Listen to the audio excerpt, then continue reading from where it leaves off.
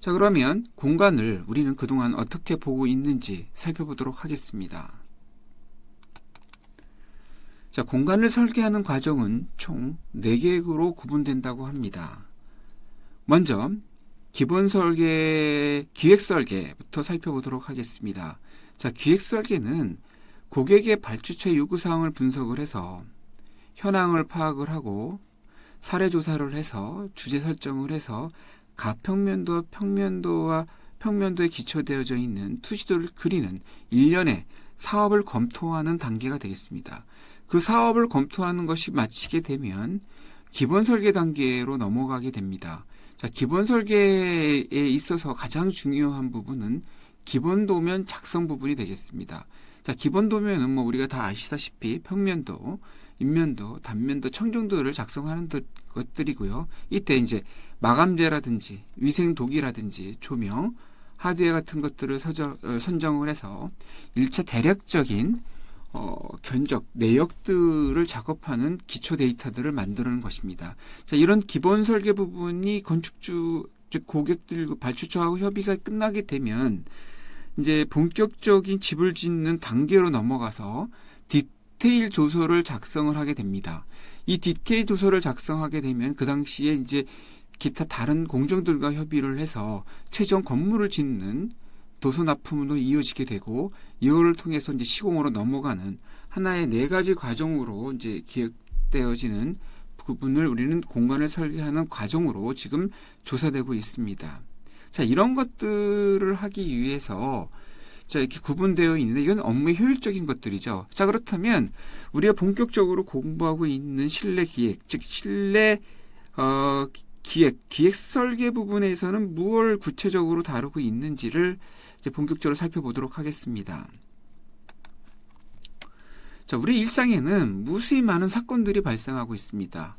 모여서 이야기를 하고 쇼를 보고 미팅도 하고 일상성에는 무수히 많은 보이지 않는 우리들의 삶들이 녹아져 있죠. 그래서 이런 것들을 우리는 사건이라고 합니다.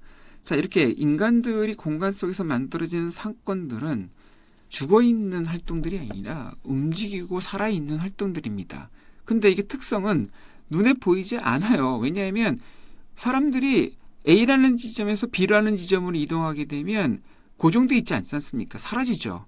따라서 이런 것들을 우리는 살아있는 활동이라고 하고요. 이러한 살아있는 활동은 운동이라는 형식으로 나타나게 됩니다. 그래서 이 운동의 형식들을 공간적인 측면에서 분석을 해보니까 사람들이 움직이는 부분에는 분명한 경계가 있다는 겁니다. 그래서 이 경계를 들여다보는 시각이 발생하게 되면 재밌는 현상을 발견할 수 있는 게 뭐냐면 결과적으로 공간 속에서 사람들이 움직이는 운동은 경계들의 중첩이고 그 중첩이 연속되어서 만들어지는 거다라고 정의할 수 있을 것입니다. 자, 이렇게 공간 속에서 사람들이 운동하고 사건을 만들고 하는 것을 경계의 중첩과 연속이라고 정의를 하게 되다 보면 그럼 디자인 행위는 뭘까요? 공간 디자인은 어떻게 정의할 수 있을까? 이런 질문이 나올 것입니다. 예, 공간 디자인은 공간 속에서 살아 움직임을 표현하는 행위이다 라고 정의할 수 있을 겁니다. 우리 여러 주변에 공간 디자인을 전공하시는 분들을 이야기를 들어보면 굉장히 어려운 분야라고 얘기합니다. 왜 어려울까요?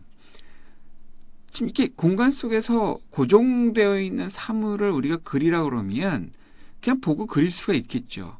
그렇지만 공간 속에서 그 공간을 이용하는 사람들은 우리 눈에 있다가 사라져요. 즉 움직이기 때문에 보이지 않고 그 보이지 않는 것들에 접촉되고 있는 사물들을 디자인하려다 보니까 어려운 겁니다. 따라서 공간 디자인은 이렇게 움직임을 표현한 행위다라고 정의를 하니까 자, 이제부터 어떤 궁금함이 생기냐면 이 움직임을 표현하기는 우리는 그동안 어떻게 표현을 했죠?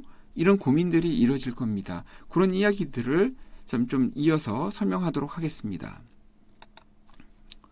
자, 제가 한번 실험을 해봤습니다. 학생들을 실험을 해본 건 어떻게 실험을 했냐면 학교에 있는 복도에서 출발을 해서 일정한 거리를 동시에 한번 걸어보게 하면서 핸드폰으로 사진을 찍게 해봤습니다.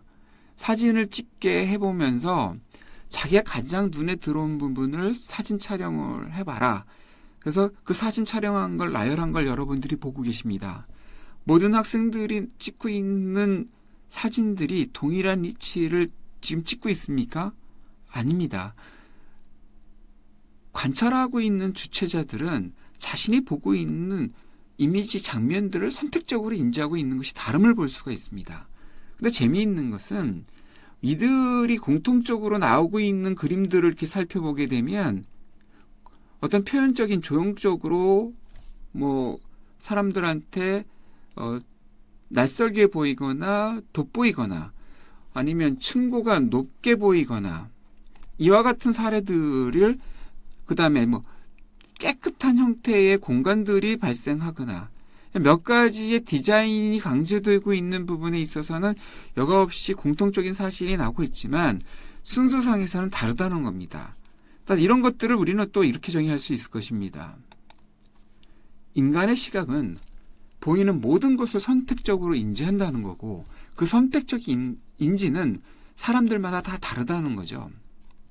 자, 그래서 이런 이야기들을 또 한 번 더 표현할 수 이렇게 공간 디자인에 살아있는 사람들의 움직임을 우리는 시각화하기 위해서 어떤 식으로 표현을 했는가를 들여다보니까 자, 재미있습니다.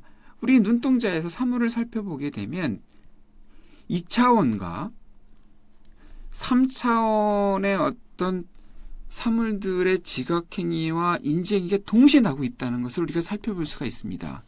지금 보시는 그림을 살펴보게 되면 스케치로 그리고 있는 그림은 2차원적인 요소지만 실제 우리 눈앞에서 경험하고 있는 공간은 3차원이죠. 즉 2차원 정보와 3차원 정보가 관찰자에 의해서 하나로 통합되어지는 일련의 과정이 우리는 표현의 과정이라고 배웠고 지금 학교 과정에 있어서는 이렇게 이제 자기들의 생각들을 표현하는 행위들을 강조하고 있는 그런 것들을 교과 과정에서 녹아져 있어서 표현되고 있습니다.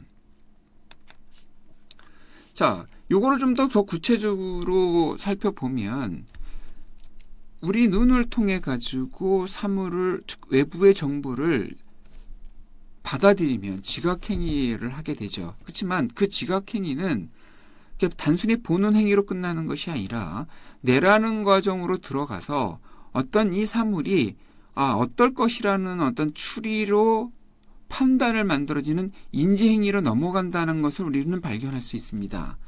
따라서 설계 과정은 이렇게 정의할 수 있을 것입니다. 자, 공간과 사용자를 생각하고 그리고 만드는 인지 과정이라고 볼 수가 있고 따라서 공간과 사용자들을 우리는 어떻게 보고 어떻게 하는지를 이해하는 것에서 출발하고 그런 것들이 사용자 행위를 분석하게 되고 대상지 주변 환경을 분석하게 되고 유사 사례를 조사하고 관계 변형을 분석하는 하나의 대상이 된다라는 것을 우리가 살펴볼 수 있습니다. 문헌상에 있어서는 단순히 보는 거 눈으로 보는 확률보다는 뇌로 눈을 인지한다는 것이 더 크다고 해요. 정확히 보면 65% 정도가 눈으로 보는 것보다는 뇌로 보는 것이 더 정확하다고 합니다. 따라서 잘 보는 방식을 선택하는 것이 잘 생각하게 하는 것과 연결되고 있음을 볼 수가 있을 것입니다. 자, 그러면 우리가 그동안에 표현하고 학습되었던 이 표현의 대상들을 살펴보게 되면 자, 여러분들 보시는 그림을 보시게 되면 눈에 보이는 그대로 하나의 사각형의 육각면체를 볼 수가 있는데 실제 우리는 육각면체를 보는 게 아니라 그 안에 이렇게 안에도 보여지는 대상이 됩니다. 이 둘 간의 차이를 살펴보게 되면 보이는 대상은 우리 눈으로 해당되어지는 지각행위가 되는 것이고요. 알고 있는 안까지 포함되고 있는 행위 자체는 인지 대상, 즉 모든 사물을 지각과 인지의 대상으로 표현이 가능하게 표현 기구들이 표현 방식들이 기법들이 발전해 왔고요. 또 한편으로는 모든 도면들을 바라보는 데 있어서 시점의 위치를 달리하게 되면 다양한 표현들이 나오는 것들을 또 기법해 놨습니다. 지금 보시는 그림처럼 X, Y, Z축의 방향으로 공간을 구성하다 보니까 모든 공간 속에 있는 사물들이 다 관계적으로 보여집니다. 이 관계들이 실제 주관적인 것들이 아니라 어떻게 놓여져 있는지를 객관화시킬 수 있기 때문에 우리는 이거를 등각투시도법이라고 하고 영어를 엑소노메트릭, 아이소메트릭으로 해서 이렇게 되다 보니까 공간 속에 각 사물들이 어떤 식으로 위치하고 놓여져 있는지를 전부 전체적인 시각에서 볼 수 있는 특성이 있는 반면에 오른쪽 편에 보고 계시는 그 투시도 같은 사례를 살펴보게 되면 투시도는 일정하게 소점으로 지배되어져 있는 장면밖에 볼 수가 없습니다. 따라서 이것을 그리고 있는 표현의 주체가 바라보는 주관적 시각에 의해서 원근법에 의해서 만들어지기 때문에 굉장히 주관적 시각이 만들어집니다. 이렇게 우리는 그동안에 객관적 시각도 배웠고 주관적 시각, 즉 바라보는 방식의 차이에 따라서도 객관적이냐 주관적이냐 시각이 구분되어지는 표현 수단들을 배워왔습니다. 지금 보시는 삼각형은 정삼각형들이 모여 있습니다. 지금 여러분들 이 삼각형의 방향이 어디로 가고 있습니까? 자, 위로 가고 있습니까? 아래로 가고 있습니까? 왼쪽으로 가고 있습니까? 오른쪽으로 가고 있습니까? 예, 여러분들은 제 이야기를 들으면서 생각하셨을 것입니다. 예, 이렇게 왼쪽에서 오른쪽 방향으로 흘러가고 있습니다. 근데 왜 왼쪽에서 오른쪽으로 흘러간다고 보이십니까? 자, 이런 것도 우리가 고민을 하지 않고 있죠. 근데 삼각형의 형태는 매부 동일한 형태입니다. 이런 방향으로도 볼 수가 있을 텐데요. 자, 이제 이쪽 방향으로도 볼 수가 있을 텐데 왜 굳이 우리는 왼쪽에서 오른쪽으로 봤을까요? 자, 그거는 여러분들이 대다수가 오른손잡이이기 때문이라고 합니다. 그러니까 심리학적으로 우리가 그동안의 머릿속에서 몸의 행태들이 지배되고 있는 과정을 보게 되면 대부분 오른쪽에 손잡이로 모든 행위를 하다 보니까 이 사물도 왼쪽에서 오른쪽으로 보여주더라는 거예요. 자, 이런 표현 방식들이 우리 건축을 표현하는 방식에도 나타나고 있습니다. 예, 건축 도면을 그리는 순서는 누가 정해져 있습니까? 대다수가 보면은 지금 보시는 그림처럼 평면도부터 시작을 해서 천 정도로 이어지는 단계별의 과정들을 살펴봤고 이거를 시청하고 계시는 분들도 평면 다음에 인면 다음에 단면, 천정 이런 식으로 이런 순서가 정해져 있어요. 이렇게 됐다는 얘기는 보는 방식이 정해져 있다는 얘기고 그 보는 방식이 정해져 있다는 얘기는 생각하는 방식도 정해져 있다는 뜻이에요. 따라서 여러분들은 그동안에 평면적 생각을 통해서 단계별로 전환되어지는 사고를 하고 있다는 거죠. 이렇게 되다 보니까 되게 어려운 겁니다. 자, 이 평면도라는 것들이 여러분이 왜 어려울까요? 인간이 볼 수 있는 시각으로 볼 수 없는 부분들이 있는 걸 억지로 강요해서 이렇게 강요되어져 있는 시점이 있고요. 우리가 가장 친화력 있게 볼 수 있는 시각은 이제 인면도죠. 그러면 인면도부터 첫 번에 출발을 해서 평면을 잡을 수도 있는 거 아닙니까? 자, 이런 식으로 순서를 달리해서 볼 수도 있는데 우리는 그동안에 이렇게 강요되어져 있는 시점 속에서 살고 있었던 것들이 있었습니다.